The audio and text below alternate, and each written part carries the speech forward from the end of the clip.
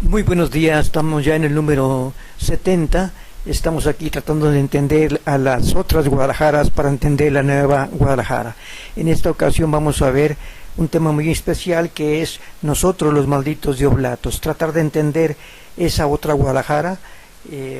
olvidada, marginada, y en este caso iniciamos con el tema sobre lo que es el Templo de la Soledad o Santuario de la Soledad. Esta estaba a un lado de la catedral, del lado derecho. Ahí se surge la Orden de los Oblatos. Esto fue por el doctor don Juan de Santiago y de León Garavito, obispo de Guadalajara, que fue el iniciador de esta congregación de los sacerdotes de Oblatos de nuestro Salvador, y les asigna para ello el Santuario de la Soledad, que estaba a un lado, como ya decimos, como aquí lo vemos, a un lado al lado derecho de la catedral. Ese se inicia en 1678 y en 1702 el Papa autoriza, y lamentablemente desaparecen en 1775. Y este obispo de Guadalajara les otorga prácticamente todo el sector Libertad para su manutención, que será la hacienda de Oblatos. Ya hemos dicho que abarcaba de San Gaspar, La Barranca, el Centro Médico, Gigante, San Andrés. Todo eso, el sector Libertad, pertenecía a la Orden de los Oblatos, que estaban a un lado de la catedral. Aquí vemos cómo por medio de lo que era Jesús González Gallo y Ignacio Díaz Morales, inicia la destrucción de Guadalajara. Al derribar este Santuario de la Soledad fue el inicio para que Guadalajara iniciara con la destrucción total de todo su patrimonio, iniciando con este santuario. Luego sigue con la ampliación de calles, la avenida Alcalde, la avenida Juárez, y luego destruye también lo que viene siendo todo alrededor de la catedral para formar la llamada Cruz de Plazas. Esto debido al arquitecto Ignacio Díaz Morales, que curiosamente es el fundador de la Escuela de Arquitectura en Guadalajara. Aquí vemos que para ellos en ese lugar se construye la rotonda de los Jaliscienses Ilustres, y desaparece este templo de la Soledad. Aquí vemos también, por ejemplo, la torre de lo que es la Merced, que se derriba en un temblor. Pero también en esta fotografía que sigue vemos cómo se derrumban las fincas que están frente a la catedral, y con ello Guadalajara pierde una riqueza enorme en su patrimonio cultural edificado. No solamente fue la destrucción de lo que viene siendo este patrimonio hermoso arquitectónico de Guadalajara, sino que también este abandono de los Oblatos origina también el abandono del sector Libertad. Aquí vemos restos, o mejor dicho, fotografías antiguas de la hacienda de Oblatos. Esta hacienda de Oblatos, que fue prácticamente pues el corazón para todo el sector Libertad, que luego fue propiedad de la familia Los Arregui, don Felipe Arregui y don Jesús Rodríguez Barba, que fraccionan todo el sector Libertad, Santa Cecilia, Talpita, San Marcos, en fin, todo lo que estas colonias populares que marcarán precisamente esa vocación de los trabajadores, la clase trabajadora. Y había unas esculturas de los trabajadores en todo lo que era la calzada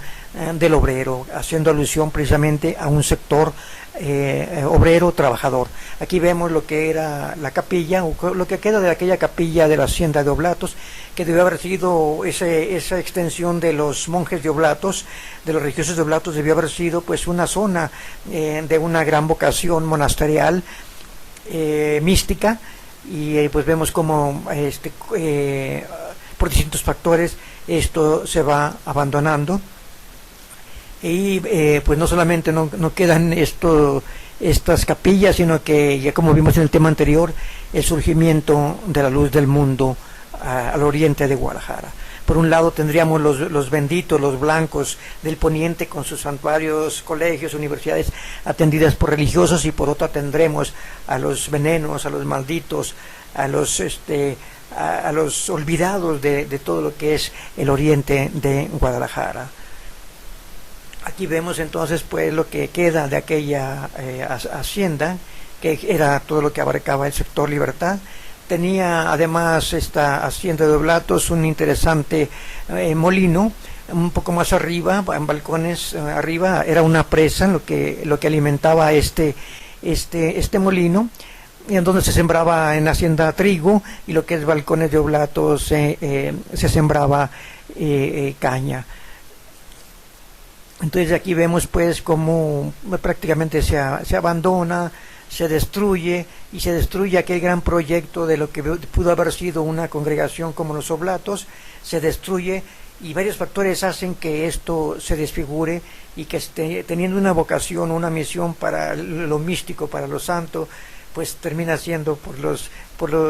algo que es algo malo, que es algo criminal, que es precisamente cuando en primer lugar la penitenciaría Escobedo, la cárcel de Guadalajara, estaba en lo que ahora es el Parque Revolución, pero las mujeres encopetadas, ricas de allá del poniente, siendo que se estaba construyendo el expiatorio, pues protestaron y dijeron pues que quitaran esa penal, que donde pues lógicamente los pobres son los que están en las cárceles, porque los ricos pagan y salen, ¿no? Entonces pues había mucha gente pobre en toda aquella zona, y pidieron que se cambiara, y se cambia naturalmente del otro lado de la calzada, hacia la Guadalajara oriente, la de los pobres. Entonces esta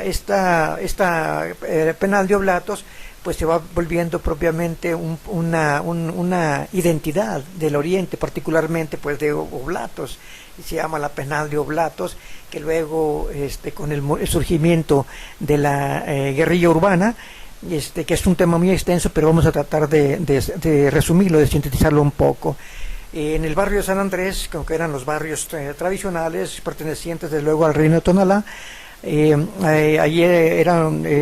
comienzan a emigrar gente de los distintos estados, y con ricas tradiciones familiares, con arraigo familiar y todo eso, de modo que ahí en esos grupos de jóvenes en San Andrés tienen una gran amistad, una gran solidaridad, y entonces se ayudan en las escuelas, en la secundaria y también en la preparatoria, y poco a poco, en forma espontánea y natural, se va haciendo un grupo estudiantil de interés, porque se defendían unos a otros. Eso pues lógicamente llamó la atención de la fe, que en aquel tiempo estamos hablando que estaba Enrique Alfaro Anguiano, papá del actual gobernador, que por cierto recibe de Gustavo Díaz Ordaz pues un reloj, porque él pues Enrique Alfaro no se involucra en las protestas para condenar el movimiento de 68. Entonces, pues la Universidad de Guadalajara siempre ha estado dominado por cacicazgos, ¿no? Ya en primer lugar tenemos ahí cuando Guadalupe es uno que refunda la Universidad de Guadalajara, luego tenemos a los Ramírez Ladewin, y en fin, pues había una disputa. Entonces Andrés I, hijo de Guadalupe I, el gobernador, se acerca pues a este grupo espontáneo de los vikingos de San Andrés, y entonces pues comienzan a tratar de quitarle, arrebatarle a la FEG pues el control, poner ellos presidentes en las prepas y en las facultades, lo cual pues empieza ahí una disputa estudiantil entre la FEG y los vikingos y su grupo, encabezados por Andrés Zuno Arce, forman la FER, Federación de Estudiantes Revolucionarios, toman la Casa del Estudiante, en fin. Es un tema muy amplio, pero en fin, cuando Andrés, que es cuñado de Echeverría, que Echeverría gana la presidencia, entonces pues ellos suponen que una hermana de Andrés estaba casada con Luis Echeverría, se suponía pues que cuando Echeverría llega a la presidencia, pues iba a apoyar a la FER, a la Federación de Estudiantes Revolucionarios, y pues prácticamente acabar con la FEC. Y no es así, sino que curiosamente el cuñado de Andrés pues apoya a la FEC. Andrés se va a México, se retira prácticamente de los vikingos, de la FEC, de la FER, y entonces pues este grupo de muchachos se sienten traicionados y toman un camino lamentablemente equivocado, que son las armas. De allí empieza la guerrilla urbana, que deriva luego en lo que viene siendo la formación de la Liga 23 de septiembre. Entonces todo esto, la guerrilla urbana, lo que fueron lamentablemente los secuestros, asesinatos y los encuentros con los grupos estudiantiles Entonces todo eso hace que se marque ese estigma del oriente de Guadalajara, que serán los comunistas, que serán los malos, que serán los guerrilleros. Se marca cuando la fuga de la penal de Oblatos, que también fue el fin de la penal de Oblatos. Pero todo esto, si unimos entonces ese San Juan de Dios, que tenía ese hospital, porque también las ricas de acá del oriente, porque las ricas del poniente también pues decían que los pobres tenían que estar del otro de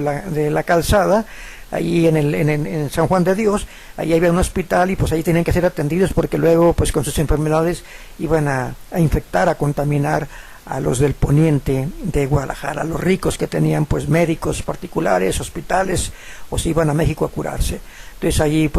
ahí salen las cantinas, la prostitución, está el hospicio con los pobres, con los huérfanos, y de allí eso se extiende luego y se confirma cuando la penal de Oblatos, cuando el Panteón Nuevo, todo será una zona de muerte, de decadencia, de olvidado, de marginación. Y eso pues será siempre una historia que llevaremos siempre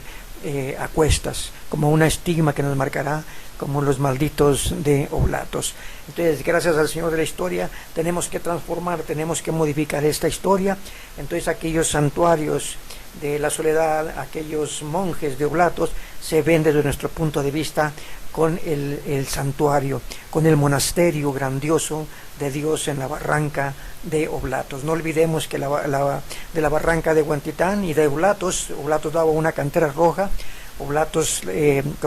y la barranca de Huentitán, con sus canteras de Huentitán, hacen las altas murallas monasteriales de la Guadalajara, que terminará luego siendo, cuando la guerra cristera,